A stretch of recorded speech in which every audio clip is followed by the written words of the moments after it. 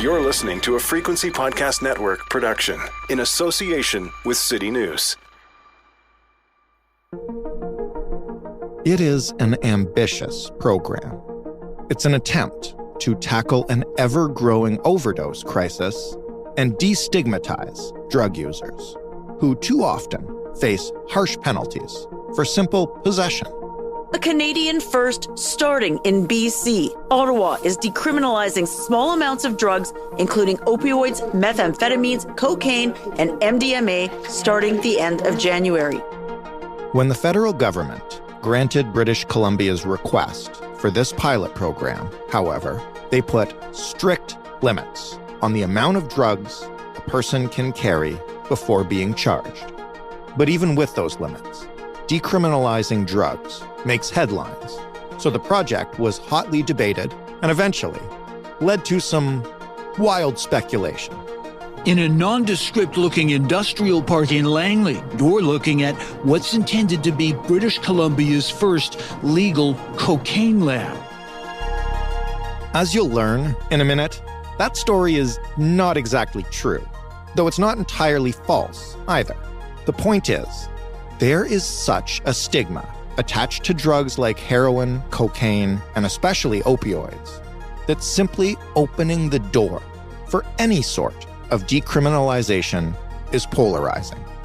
But listen, people can argue policy all they want. The real test is, will it help? How could this plan impact the worsening crisis? And what do we know about this approach from its use in other countries? And how soon might we know if it's making a difference here?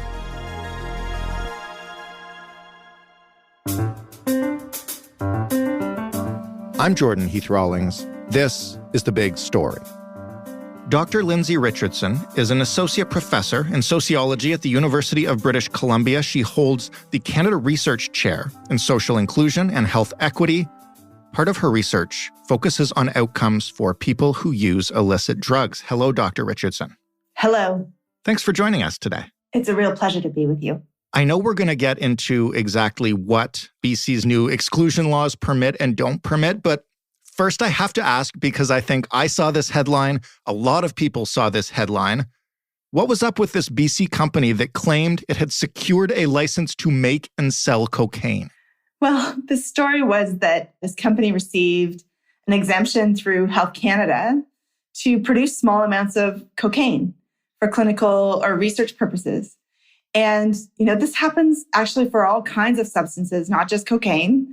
And it's how the production of controlled substances is allowed for research or clinical purposes. Mm-hmm. And I think the broader story was there was a perception that this would be sort of a commercial production and distribution. And, the hysteria that resulted from that misperception really reflects how far we still have to go to have this reasoned conversation about how we view and approach drugs and substance use in society. This is a mechanism that has existed for a very long time to allow the production and use of these substances for clinical or research purposes. Well, and if it is happening, regularly, because we do need to do research into these chemicals, how much of the quote unquote, outrage over that misunderstanding of the story had to do with the fact that at roughly the same time, British Columbia was beginning its journey on a new exemption and a new approach to drugs by the province?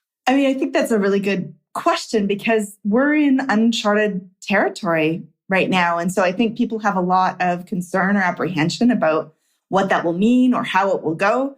And it's really important not to conflate existing mechanisms for the production of these substances and their use in research and clinical application and what's happening in the broader population right now with the decriminalization pilot. Can you bring us up to speed for those of us who haven't followed the news since this, exemption was requested and then granted and changed a little bit? What is this decriminalization pilot? How did it come about? So the province of British Columbia, through a different exemption from Health Canada, received approval for a 3-year pilot to decriminalize the possession of certain drugs. And so under this new system, British Columbians who are 18 and older can possess up to 2.5 grams total of opioids, so things like heroin or fentanyl, cocaine, methamphetamine, or MDMA or ecstasy. And so instead of facing criminal charges, people will be provided with information on local health and social services. And so this pilot came into force on January 31st. It'll be in effect for 3 years. And the provincial exemption is a real change and hopefully marks a movement towards an evidence-based approach to drug policy. The province's application was submitted 2 years ago. So this has been in process for a long time. It followed similar applications from the cities of Toronto and Vancouver. And so the applications from Toronto and Vancouver haven't been approved. And after BC received its approval, Vancouver withdrew its application to Health Canada.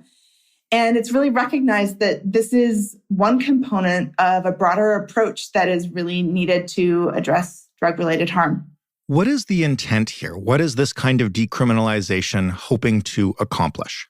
Well, we know that criminalizing people who use drugs has significant negative impacts. So over and above interactions with police and incarceration, having a criminal record can impact people's employment, their housing status, their family life, and their physical and mental health. And it does very little to reduce the supply and use of illicit drugs. Criminalizing people also reinforces stigma and discrimination, which can often drive people to use drugs alone. And we know that is a major factor in the risk of fatal overdose. And it discourages people from calling emergency responders or reaching out for help within their social networks more generally. And so the idea with decriminalization is that removing criminal charges for personal possession will reduce interactions with police and the negative effects of criminal justice system involvement. And it's also hoped that it will reduce stigma against people who use drugs and the consequences of that stigma. Mm-hmm. And so it's really attempting to shift our approach to substance use from a criminal or a punitive framework to one that is evidence-based and rooted in racial and social equity and in public health. Where is the urgency to address this coming from? And I ask that because I'd love it if you could tell us a little bit about how bad the overdose crisis or the opioid crisis is in BC right now. I feel like we do a story like this every year or twice a year, and to be frank, it usually sounds like it keeps getting worse. It sounds like it keeps getting worse because it does keep getting worse. So to be clear, it's not just British Columbia. Right now, across North America, we're seeing the highest rates ever of people dying from the toxic drug supply. And so, what we really have at the root cause of a lot of this is that the drug supply is adulterated with things like fentanyl or benzodiazepines or xylazine we're seeing now, which is a sedative that's used on animals. And so that unregulated drug supply that has become toxic results in people not knowing the potency or the purity of the drugs that they're using. And people might believe that they've purchased and are consuming one thing, where in actuality, they're consuming something else entirely because they don't know what is in their drugs. And so in Canada, we have close to 20 people a day dying. In the US, in 2021, over 100,000 people died. And in 2022, we had a very slight reduction from the peak numbers of overdose fatalities or drug toxicity or poisoning fatalities. We peaked in 2021. We are just slightly under that level right now. But what I would say is that the levels of overdose mortality and morbidity, because it's not just the effects of death. Lots of people are having non-fatal overdoses, and those have consequences as well. We're seeing unprecedented levels, and they're catastrophic. And so the decriminalization request really comes from a recognition that the criminalization of people who use drugs is one aspect where drug-related harm is produced. But I think it's really critical to remember that decriminalization is just one piece of a larger puzzle. It doesn't do anything to address the toxic drug supply. And so it's really important to recognize that it is unlikely to reduce overdose as much as might be hoped. in the media coverage around this when it was happening, there was a lot of conversation around, well, is decriminalization going to address the overdose crisis or the drug poisoning crisis? And really, it doesn't address the toxic drug supply, which is at the root of that crisis. And so it's one piece of a broader puzzle, and it's a really important piece of that broader puzzle. But, I don't anticipate that we're going to see dramatic reductions in overdose as a result of decriminalization. I thought initially when reading about BC's policy that it was 2.5 grams of each of those. You're telling me it's 2.5 grams total. How does that jive with the typical amount that somebody who is using illicit drugs will possess? Well, I think it's really important to recognize that use occurs across a range of levels. So yes, it is 2.5 grams total of those drugs. And, in general, it depends on who you are. And we've conducted research amongst our team that has been supported by the lived experiences of people who use drugs. And that research tells us that the limits are too low. And part of the reason why those limits are too low is because it doesn't factor in patterns of how people purchase drugs and share drugs with others. And so, for example, some people who have lower incomes might buy their drugs in bulk to economize, right? And so suddenly that's no longer available to them. People might pool resources. You can think about it like if you were to have a social gathering and you were buying alcohol for guests, you're going to purchase more than you're actually going to consume in that moment. And we know from people's substance use patterns and from how people pool and share and exchange resources that sometimes 2.5 grams is not going to be enough. And the real question, I think, is what the criteria for the limit should be, right? How should we actually figure out what the right amount is? Yeah. And if we're looking at, the average amount that someone might have on their person at a given point in time, that's not really the right criteria. Because what we should be trying to do is decriminalize those people who are most targeted by police and most impacted by the criminalization of drug use. And so those are people who face socioeconomic disadvantage, people who are living in poverty, and people who use more frequently.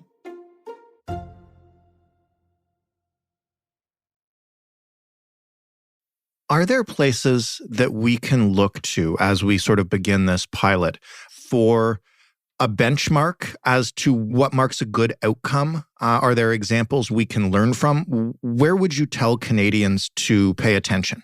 There's a lot of movement in the drug policy space right now. So there's a lot of things happening. And Portugal is the most often cited place.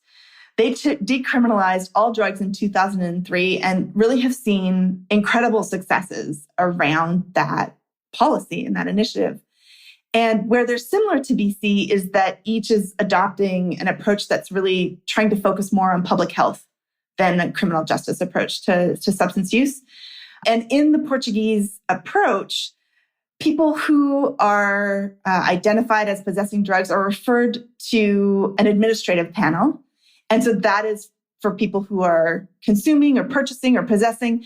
They get referred to an administrative panel, which makes recommendations around treatment or fines or warnings or other penalties. BC's approach is not as comprehensive. It simply removes the criminal penalty for possession. And so there are fundamental differences. It's also really important to note that Portugal and Canada are really different environments. So everything from population density to what's in the unregulated drug supply. Portugal hasn't experienced the same proliferation of fentanyl and other deadly adulterants. And so it's really important that drug policy be tailored to a given environment. Oregon is a jurisdiction that is taking an approach that's more similar to BC.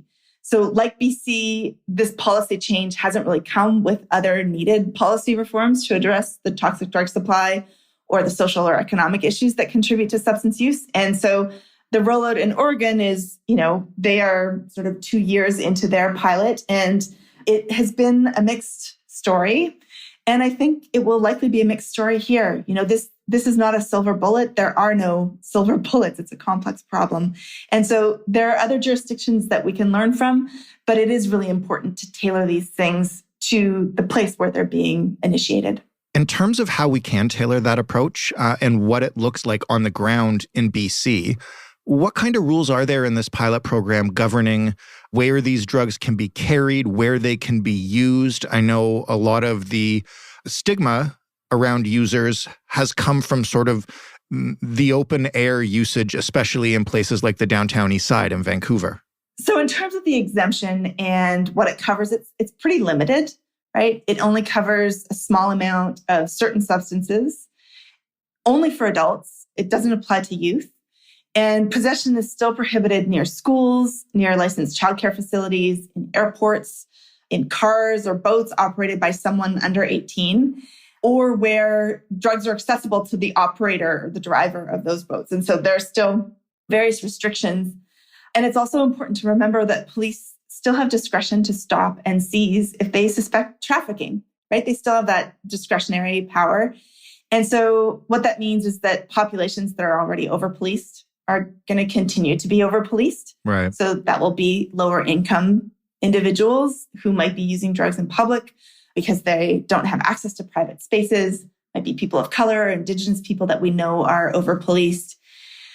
And so, we can anticipate that without sort of concerted effort, that decriminalization may increase inequities among people who use drugs rather than decrease them, particularly along socioeconomic lines. We also are seeing several municipalities in BC that are introducing or threatening to introduce bylaws that would directly contradict the spirit of this policy by finding other ways to criminalize people who use drugs. And so what they're doing is they're planning ordinances that prohibit public drug use or drug use in public spaces. And, this has been mentioned now for Kelowna, Vernon, Sicamous, Penticton, Campbell River. So it's not just one or two. There's a group of municipalities. And on the surface, it really might seem like a straightforward approach. But in reality, many people who use unregulated drugs have to do so publicly. They don't have access to a private space where they can do drugs. And using alone, which we know is a key driver of fatalities, is something that people are trying to avoid. People are cautioned to use with other people, to be there with naloxone kits, for example, that can reverse an overdose if one happens. And so, it has the potential to really perpetuate inequities among people who are low income and don't have a place to use outside of public view. And it also really reflects how people use drugs and people living in poverty are often criminalized for issues that are unrelated to their substance use, right? And so when we see people having move along orders or citations or the confiscation or clearing of their belongings, right? These are all ways in which, it's not necessarily a criminal charge, but there are real long-term impacts to being sort of pervasively penalized for being in outdoor spaces and using drugs or looking like you might be using drugs. Since you mentioned the discretion that the police have in most of these situations, what do we know about how the police are responding to this? Have they been vocal either for or against? I could see it going either way, and I guess maybe it depends on the individual police force or even the officer who happens to be on the scene. But what do we know so far about their stance on this pilot? Well, we know that the Canadian Association of Chiefs of Police has come out publicly in support of decriminalizing people who use drugs. So that's important, right? That public endorsement shows that there's widespread support for changing our approach to substance use. Yeah. To move away from criminalizing people who use certain drugs and to try and adopt approaches that are less harmful and more equitable. And I think you really raised an important point in that this is a really complex thing to implement, right? Thinking about how enforcement will actually work. And so I can't speak to what police experience of this has been so far. But I do know there are lots of questions, how is enforcement being done? How is it assessed what someone is actually carrying when the drug supply is so adulterated, right? So if someone thinks they have heroin, or they think they have fentanyl. That's what they thought they bought, but it's adulterated with something that isn't decriminalized. How is that handled? Right. And there are also questions around, is there an accountability structure to make sure that it's being enforced in a good way? And these are questions that I think a lot of people in the community are paying attention to and asking, and that we don't have clear answers yet. But I do think that public support by the Canadian Association of Chiefs of Police is symbolically very important. I know it's only been 2 months, so we can't possibly have the kind of large-scale data you would need in your research on how this is going. But I'll just ask before we let you go, anecdotally, what have you heard? And if not that, then what will you be looking for carefully as the pilot continues? What do you want to see? It's going to take a long time for us to really understand the impacts of what's going on. And so, anecdotally, conversations that I've had with people in the community are really mixed. They recognize that it's a really important change that people have been fighting for a long time. But they also recognize that it's only one piece in a broader puzzle. And so, I think I'm sort of taking a short-term, medium-term, long-term view to all of this.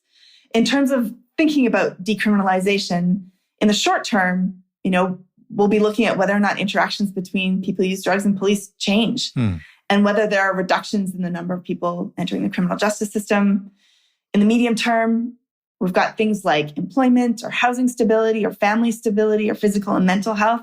So really looking at whether or not decriminalization is impacting those kinds of things.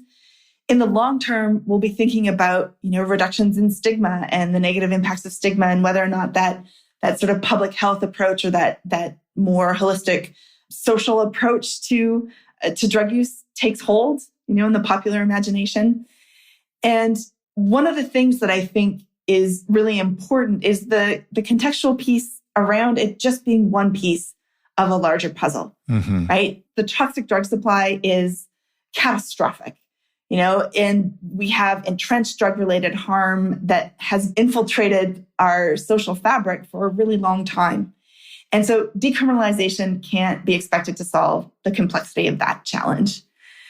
But if we were to effectively look at all of this sort of more globally, what we'd really need would be a sort of a safe and regulated and accessible drug supply, right? We'd need to address a lot of the social and economic drivers of drug use and drug-related harm.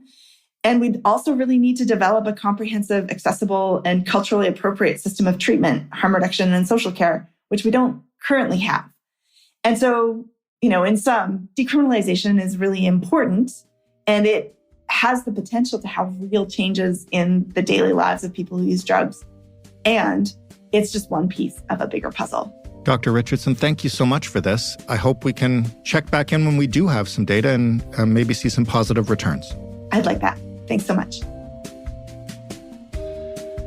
Dr. Lindsey Richardson of the University of British Columbia.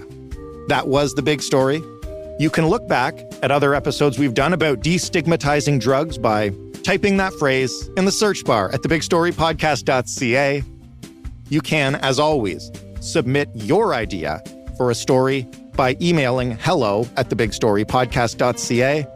This was one of the requests that we got from a listener. We look at these every single week. We take them to a story meeting. We discuss them. So please send them in because we want to know what you want to know. You can also call us and leave a voicemail if that's easier than sending an email. 416-935-5935.